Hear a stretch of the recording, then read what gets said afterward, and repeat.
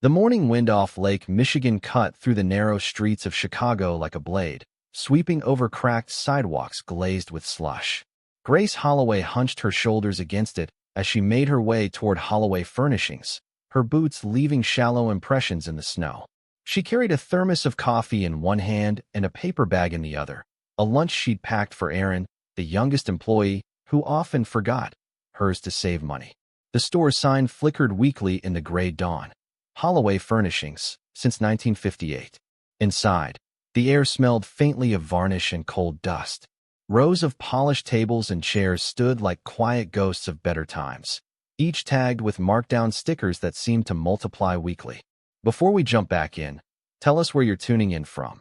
And if this story touches you, make sure you're subscribed, because tomorrow, I've saved something extra special for you. Grace clocked in 20 minutes early, as always. She turned on the floor lamps, straightened display pillows, and wiped down the counter. Good things just need a little care, she murmured, the same words she'd said since her husband's death 12 years ago. Erin arrived, cheeks flushed from the cold. "Morning, Grace," she said, trying to sound cheerful. "You hear? Corporate's sending people this week. Maggie said they're sniffing around for cuts." Grace handed her the paper bag. "Then let's make sure we give them something worth keeping." Erin hesitated, then smiled gratefully. "You always say that." "Because it's always true." From the far end of the showroom, Margaret Maggie Jones emerged, her silver hair tied in a bun, glasses perched low on her nose. "Grace, I swear you beat the sun in every morning." "Someone's got to turn the lights on," Grace said, smiling. Maggie chuckled, but her eyes carried a warning. "Corporate inspectors mean trouble. Keep your head down, all right." Grace nodded, though she'd never been one to look away from trouble. She adjusted a lamp that had been marked damaged for months and pressed the loose socket until it glowed again. The light shimmered across the polished wood, warm and alive. Unseen, from the corner of the room, a man watched her. He was tall, dressed in a charcoal coat and scarf, his hair flecked with the faint silver of early age. To anyone else, he looked like another customer browsing the winter clearance section. But Daniel Rhodes wasn't there to shop. He studied the woman's movements, the unhurried care in how she arranged a display, the way she smiled even when no one was looking. She spoke softly to the younger staff, asked about their families, and checked their breaks before her own. She worked like someone who believed the place still mattered. When Grace caught him watching, she offered a polite smile. "Looking for anything in particular, sir?" "Just browsing," he said quickly, his voice even. "Well, take your time," she replied. "Every piece here has a story, even the ones collecting dust." He nodded, pretending to examine a cabinet. Her words lingered. "Every piece has a story." That evening, when the store closed and snow began to fall again, Daniel remained in his car across the street, watching the lights go out one by one. Grace Holloway, the woman who never stopped showing up. He'd remember her name from the tag she wore. Something in her steadiness stirred a long-forgotten ache inside him. Tomorrow, he decided, he would come back. Not as Daniel Rhodes, the man who owned half the company, but as a customer. The next evening, Holloway Furnishings was nearly empty. The storm outside had grown worse, snowflakes battering against the glass like whispered warnings. Grace stood behind the counter, reviewing invoices, her fingers stiff from the chill that crept through the drafty showroom. The door chimed softly. A man stepped in, brushing snow from his coat. It was the same stranger from yesterday, tall, composed, his eyes thoughtful yet distant. "Welcome back," Grace said warmly, though her tone carried surprise. "You brave enough to come out in this weather?" "Guess I needed an excuse to leave the office," he replied. "I'm looking for a writing desk. Something handmade. Durable." "You've come to the right place," Grace said. "Follow me." They walked through the aisles lined with aging oak and mahogany pieces. "This one," she said, stopping by a modest desk near the back, was modeled after the designs Mr. Charles Rhodes himself made in the 70s. You can still see the joinery, handcrafted, no shortcuts. Daniel ran his fingers across the smooth surface. "Charles Rhodes," he repeated quietly. "You knew him?" "My husband did," Grace said. "He was a builder here before the accidents. Mr. Rhodes used to walk the floor himself. Talked about how furniture should outlast people. Said a family table should see 3 generations if built right." Daniel looked at her, startled by the precision of her memory. "He said that all the time." She smiled faintly. We don't sell furniture here. We build homes for families. That's what he used to tell the crew. The words pierced him. He turned away, masking emotion behind a cool expression. That's a good slogan. It's more than that, Grace said softly. It's what this place used to be. He tested her integrity then. Suppose I wanted this desk for half off, he said lightly. Would you do it? Grace hesitated, her professionalism firm but kind. I'm afraid I can't do that, sir. If we cheapen what we make, we cheapen the hands that built it. Daniel studied her. No pretense. No fear. Just quiet conviction. I'll take it, he said finally. Grace blinked. All right then. I'll have it arranged for delivery. You'll have it before Friday. As she wrote up the sale, Daniel caught himself noticing the small details, the neat handwriting, the care in her tone, the way she double-checked every line item as if it mattered deeply. When he handed her his card, she didn't recognize the name. Thank you for choosing Holloway, she said, her voice sincere. Every sale helps keep this place alive a little longer. Daniel took the receipt. Maybe some things are worth saving, he murmured. What was that? Nothing, he said quickly, forcing a smile. Good night, Miss Holloway. She nodded. Drive safe, Mr. Rhodes. The name didn't register. To her, he was just another stranger passing through a dying store. But as Daniel stepped back into the snow, something deep inside him shifted. The warmth of her words followed him like a ghost. That night, in his high-rise apartment overlooking the frozen city, he found himself staring at the receipt long after the ink dried. The next morning, he called his assistant. Pull the financials on Holloway Furnishings, he said. All of them. I want to see exactly who's keeping that place running. The following week, Daniel sat in a sterile conference room at Rhodes Capital. Spreadsheets filled the screen before him. Losses, debts, payroll cuts. Holloway Furnishings had been bleeding for years. Its stores were closing one by one, swallowed by modern franchises with cheaper, faster products. Tom Becker, the regional director, stood across from him. Frankly, sir, this one's a money pit, he said, tapping the chart. The Chicago branch should have been shuttered months ago. Staff's bloated, inventory's outdated. I recommend layoffs. Half the team, minimum. Daniel's jaw tightened. And what happens to the ones who stay? They'll do twice the work for the same pay. If we're lucky, Tom said bluntly. Look, sentiment's nice, but numbers don't lie. Daniel closed the laptop. Sometimes they don't tell the whole truth either. Tom frowned. Meaning? Meaning, Daniel said, standing. I'll handle this one personally. Within days, Daniel arrived at the Chicago store under a new pretense. A consultant from corporate sent to assess operations. Only Maggie knew something was off. His posture, his measured calm, the way people deferred to him instinctively. Grace greeted him politely, unaware of who he truly was. Back again, she teased lightly. You must really like our desks. I like the people more, Daniel said before he could stop himself. She blinked, unsure how to reply. Over the next hours, he observed the team quietly. Sales were slow, morale lower. Yet amid the fatigue, Grace remained steady. She helped Erin manage a difficult customer, comforted a delivery driver whose truck had broken down, even brewed coffee for everyone when the machine sputtered out mid-shift. At lunch, Daniel found her in the break room, sharing her sandwich with the driver she'd helped. You didn't bring lunch again? She asked him kindly. Couldn't afford it this week, the man muttered. Then take mine, she said, pushing it toward him. You sure? Absolutely. From the doorway, Daniel watched in silence. Every act of kindness she made seemed effortless, natural, as if empathy were a language she spoke fluently while everyone else had forgotten it. Later that afternoon, Maggie pulled Grace aside. Word is, layoffs are coming, she whispered. Corporate wants blood. Grace sighed. Then I'll keep doing my job until they tell me not to. Grace, you can't save this place on heart alone. Maybe not, she said softly. But heart's all I've got left to give. When the day ended, Daniel lingered long after the others left. He wandered through the aisles, the soft glow of the display lamps flickering across the wood grain. He paused at one table, a dining set hand-carved by craftsmen decades ago.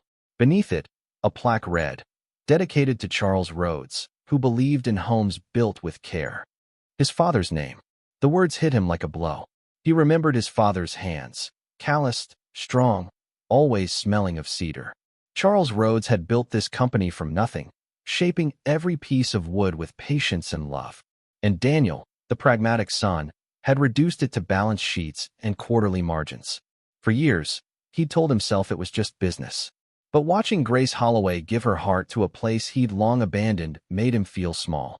That night, as snow began to fall again, he stood by the window of his penthouse, city lights shimmering like 1,000 distant stars.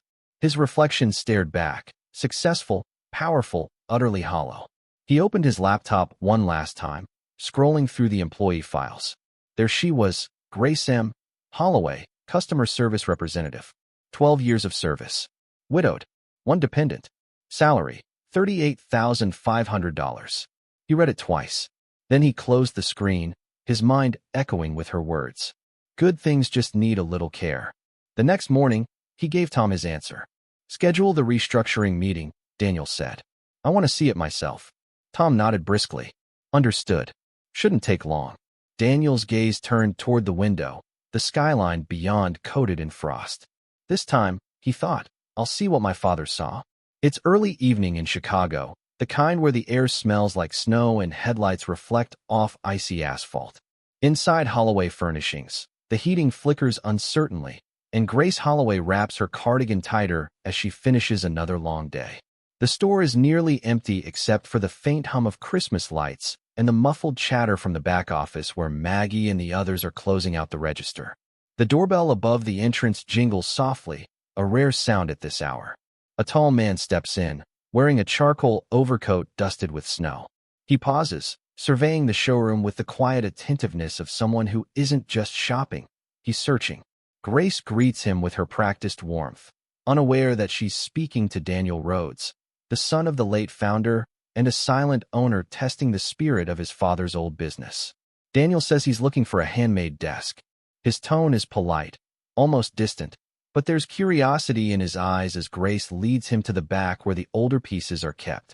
The scene moves slowly, rich with subtext, her pride in the craftsmanship, his silent observations of her tone and authenticity. They linger near a walnut desk Charles Rhodes himself designed years ago. Grace runs her fingers over its worn edge and says softly, "You can tell whoever built this cared about the hands that would use it." Daniel looks at her, startled. Those were his father's exact words once. It's a small moment, but it pierces through Daniel's guarded cynicism. As Grace wraps up his inquiry, Daniel asks unexpected questions about the company, the people, her opinion of how things are run.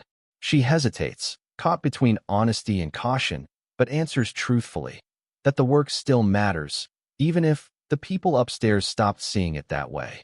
For the first time in years, Daniel feels something other than the dull hum of profit margins.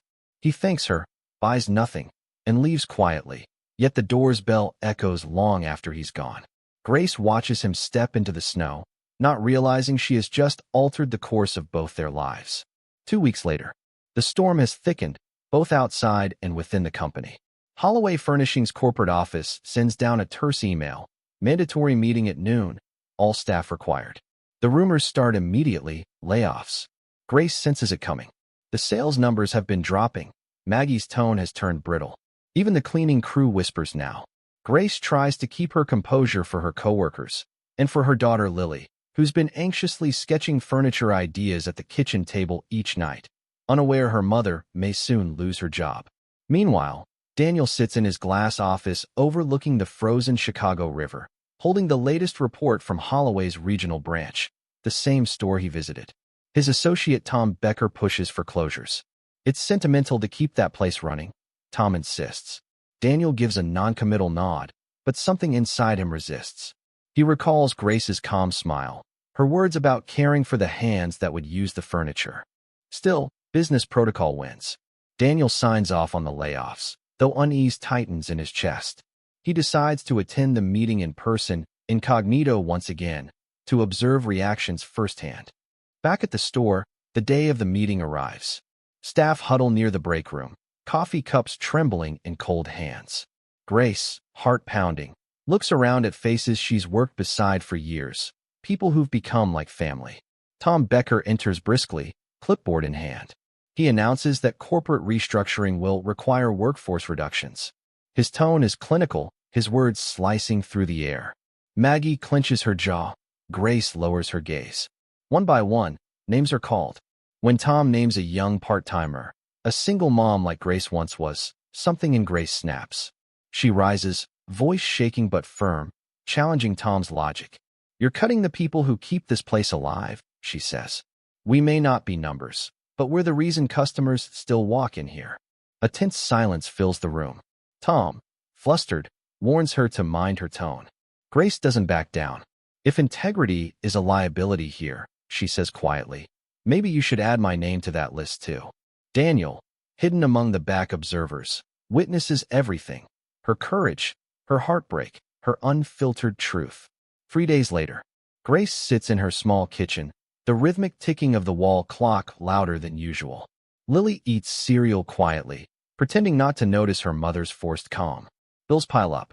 The termination letter lies unopened on the counter. Meanwhile, Daniel sits alone in his office, staring at an old photograph of his father, Charles Rhodes, standing in front of Holloway Furnishings with a plaque that reads, "We build homes, not profits." The words sting. In an impulsive moment, Daniel calls his legal team. Within hours, he arranges a private buyout of the company from his own firm, effectively taking it out of corporate hands. The staff believes it's another routine ownership change. Only Daniel knows his true intent. He drives back to the same store that night. Snowflakes cling to his coat as he steps through the doors. Maggie, startled to see him again, greets him warily, but when he asks softly, "Is Grace Holloway here?" she senses something different. Grace, summoned reluctantly, appears from the back, still wearing her plain winter sweater. Her eyes widen when she recognizes him, the man who once asked about the walnut desk.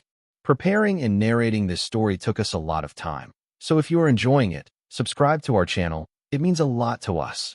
Now back to the story. Daniel's expression is steady but full of emotion. "You once told me," he says, "that whoever built this place cared about the hands that would use it. You were right." He takes a deep breath. "My name is Daniel Rhodes. I'm the new owner of Holloway Furnishings." The room goes silent. Maggie gasps. Grace freezes, confusion flooding her face. Daniel continues.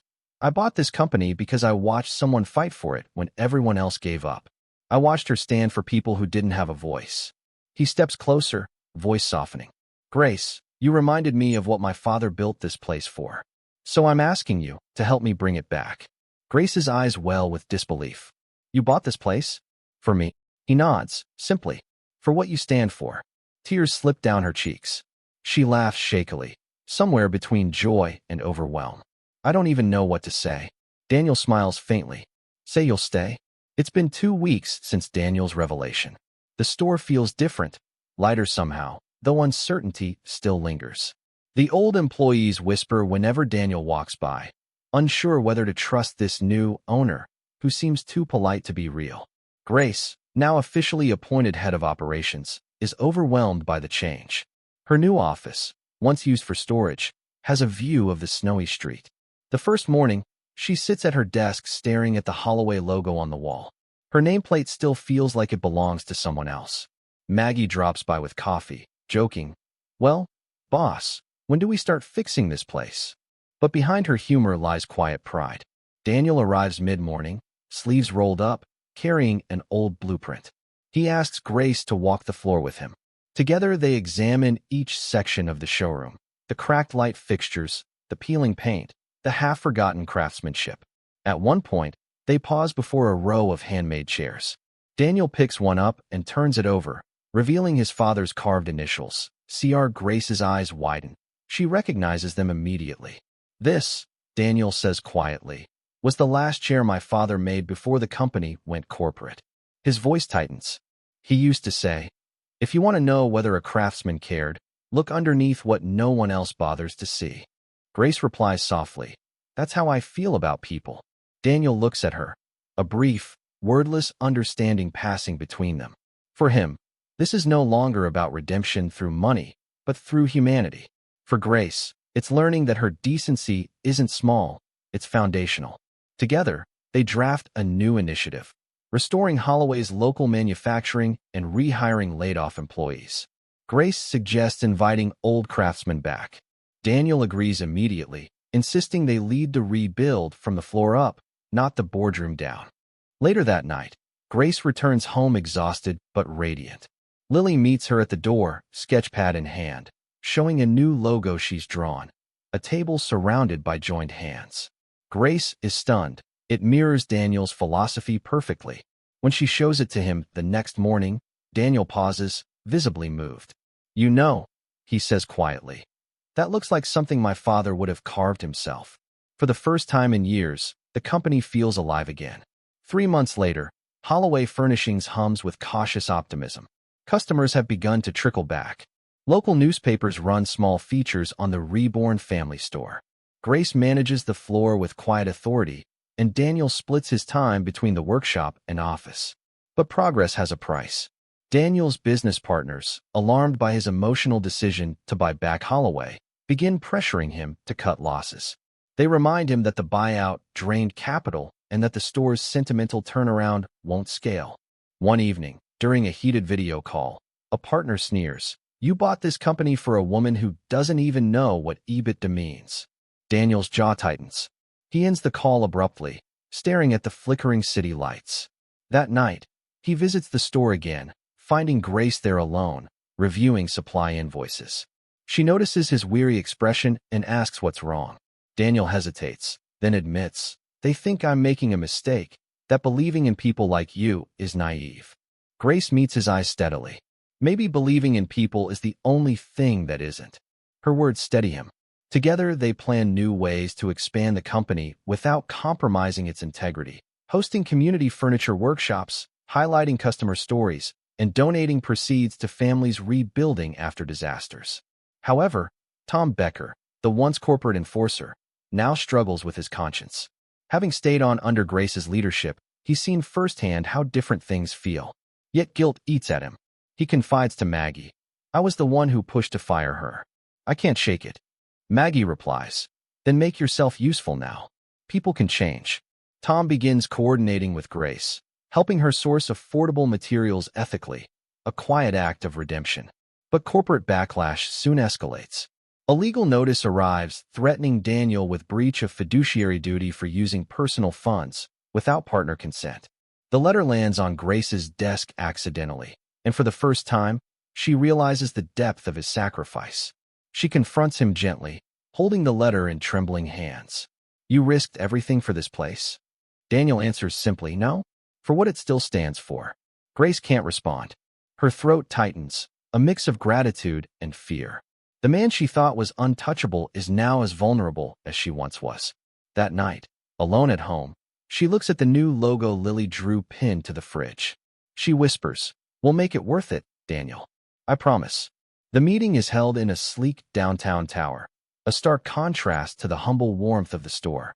Daniel enters in his signature gray suit, but Grace, standing beside him in her thrifted coat, brings an unexpected aura to the sterile boardroom. The partners waste no time. Charts flash across a screen: negative ROI, sentimental mismanagement, unsustainable operations. One partner leans forward, saying coldly, "You've turned a viable asset into a charity, Daniel." Daniel listens, jaw tense, until one accuses him of buying a toy company for a woman's sob story. Grace flinches, shame burning her cheeks. But Daniel's voice cuts through the air, calm, controlled, but icy. "She's the reason you still have a company to criticize." The room falls silent. He gestures toward Grace. "This woman kept my father's dream alive while I turned away from it. When I bought Holloway, it wasn't charity, it was correction. You talk about margins and metrics. But tell me, how do you measure integrity? How do you quantify the value of a customer walking in and feeling they belong?" The silence deepens. Grace, trembling slightly, steps forward. "With all respect, sir," she says to the lead partner, "you've never seen the look on a man's face when he sits at a table he built with his own hands. But I have, and I've seen how much people need that feeling again. That's what we're rebuilding." Her voice wavers, but never breaks. Daniel looks at her, proud, humbled. For the first time, his allies see not a client, but a leader. After a long pause, one of the quieter partners, an older man, leans back and murmurs, "Maybe we've been looking at the wrong kind of numbers." The tension slowly unravels. Daniel's firm agrees to grant Holloway a year's grace period to prove its sustainability. As they exit, Grace exhales shakily, realizing what just happened. She, the woman who once feared losing her job, just helped save a company. On the street below, the snow begins to fall again, light, peaceful, forgiving. Daniel turns to her and says softly, "You shouldn't have had to speak for me." Grace smiles faintly. "Maybe you didn't buy this company for me after all. Maybe we're both just trying to earn it back." For a moment, it felt like the air itself was waiting. Lisa sat there, knees drawn to her chest on the old carpet of Graceland's attic, eyes locked on the dusty tape recorder. The hum of the machine faded, replaced only by the soft rattle of summer rain against the window. Then, her father's voice came again, softer now, barely above a whisper. "If you're hearing this, honey, I reckon I ain't around no more." Lisa froze. Her breathing stopped. It was Elvis, her father, not the performer, not the legend, but the man behind the myth, tired, fragile, and heartbreakingly human. He took a long pause before continuing, and she could almost hear him leaning closer to the microphone. "I don't know if I'll ever be brave enough to say this to your face, so maybe I'll say it here. I ain't been the best daddy. Not the way you deserved." Lisa covered her mouth, tears already forming. She could hear the quiver in his tone, the pain, the guilt, the truth he'd kept buried behind smiles and stage lights. "When I was your age, Lisa, I didn't have much. Just mama, and a dream so big it scared me half to death. But fame, it's like a fire, honey. It keeps you warm, but it burns everything you love if you hold it too long." The sound of a chair creaked. Maybe he shifted in his seat. Maybe he was wrestling with words that felt heavier than any song he'd ever sung. "Sometimes I look at you, and I see the world I never got to live. I see peace, kindness, things this world took from me." Lisa pressed her forehead against her knees. Every syllable seemed to echo through time, crossing decades, reaching into her heart with the tenderness of a father she lost far too soon. Then came the static again, soft, then loud, then fading, until his voice returned, steadier this time. "I made mistakes. Lord knows I did. I took too many pills trying to quiet the noise. Tried to fill the empty spaces with music, with people, with lights. But nothing ever filled it right." Lisa's tears fell freely now. For years, she'd grown up surrounded by people talking about her father's music, his fame, his fall. But no one talked about his loneliness. This tape, this was different. It wasn't the king of rock and roll speaking. It was just Elvis, the father, the man, the sinner trying to be forgiven. "You know, baby girl, sometimes I'd hear you laugh in the hallway, and it'd stop me cold. I'd be sitting at the piano, messing with some tune, and then I'd just stop. Because that laugh, it reminded me why I was still breathing." Lisa's lip trembled. She remembered those moments. Peeking from behind the couch as her daddy sang softly, pretending not to notice her. The warmth of his smile when their eyes met. She had buried those memories deep, too painful to revisit. But now, through the crackle of an old magnetic tape, they came flooding back. "One night," Elvis said, his voice lower now, "I dreamed you were singing on stage. Just you, no band, no crowd, just a spotlight. You had your mama's grace in my heart, and the way you sang. It was like heaven forgave me." He chuckled softly, a sound Lisa hadn't heard in decades. That low, playful laugh that used to light up Graceland's halls. "Maybe that's what heaven is, Lisa Marie. A place where all the songs we never finished finally get sung." There was another pause. Then, a faint sound, like a drawer opening, papers rustling. "If you ever find this tape, there's a letter in the Bible by my bed. Your mama knows the one. Inside, you'll find something I never told anyone, not even the colonel." Lisa's heart pounded. She remembered that Bible. It had been on his nightstand for years. She'd seen it every morning when she ran in to hug him before breakfast. The tape clicked again, then continued, slower this time. "There's a song in there, just words I scribbled down. It's yours. Always was. Never finished it, 'cause I wanted you to write the rest someday. I called it, Where the Light Don't Fade." Lisa gasped, covering her mouth. Her father had written a song for her. "You got music in you, baby girl. The kind that don't come from fame, but from pain. That's where the real songs live, in the cracks of the heart." The rain outside had stopped. The attic felt still, sacred. Lisa reached for the Bible, its leather cover cracked, faint traces of her father's cologne still lingering. Inside, between the yellowed pages of Psalms, she found it. A folded, time-worn paper. The handwriting unmistakable, large loops, uneven lines, the hurried scrawl of a man who wrote more from feeling than form. She unfolded it gently. The ink had faded, but the words still burned. Where the light don't fade. When the curtain falls and the crowd moves on, I'll still be singing, even if the sound is gone. When the stars forget my name someday, I'll find you, baby, where the light don't fade. Lisa's hands shook. The paper felt like it carried the weight of everything unsaid between them. She whispered, "Oh, Daddy." Her voice cracked into a sob. The tape wasn't done. If you ever feel lost, just sing, honey, even when it hurts. Especially when it hurts. That's how you find your way back home. A long exhale, then silence. She waited for his voice again, but it never came. Only the faint click of the reel slowing to a stop, as if the past itself had finally exhaled its last secret. Lisa sat motionless for what felt like hours. Outside, the late afternoon sun had broken through the clouds, casting golden beams through the dusty attic window. The light fell directly on her father's old guitar leaning in the corner, strings dull, body scarred. For years, she couldn't bear to touch it. Now, she reached for it with trembling fingers. She strummed once, softly. The sound was fragile, uneven, but in that single note, she felt something stir, something that had been asleep in her for decades. Downstairs, the house was quiet. The echoes of fans outside the Graceland gates had long faded. The world still worshipped Elvis the legend, but up here, in this hidden attic, Elvis the father was finally speaking to his daughter again. Lisa began to hum. The melody wasn't clear at first, just fragments of what she remembered from childhood lullabies he'd sing under his breath. Then, she sang his unfinished line aloud. When the curtain falls and the crowd moves on. Her voice broke, but she kept going. I'll still be singing, even if the sound is gone.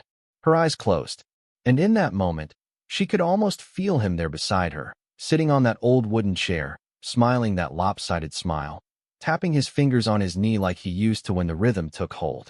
The song grew. Every word, every chord, every tear seemed to lift the air around her. It was as if the house itself remembered.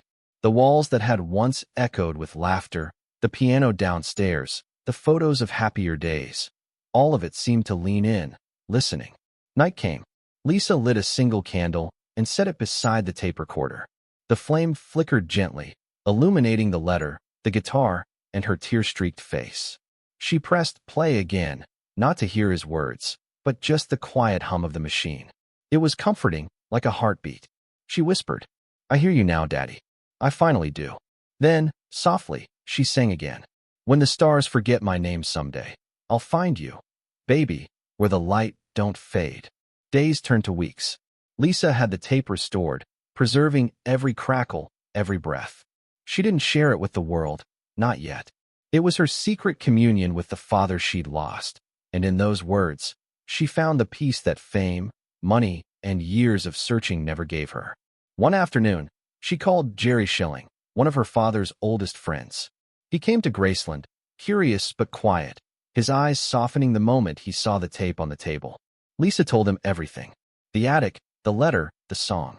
Jerry listened without interrupting, then said with a faint smile, "He always wanted you to have the last verse." Lisa nodded, voice trembling. "Then I'll write it." Weeks later, the world heard it for the first time.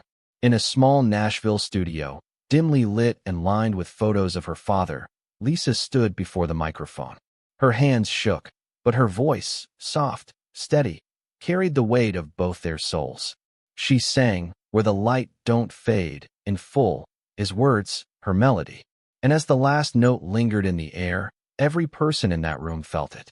Not just a daughter finishing her father's song, but a lifetime of silence breaking into light. Later that night, she returned to Graceland.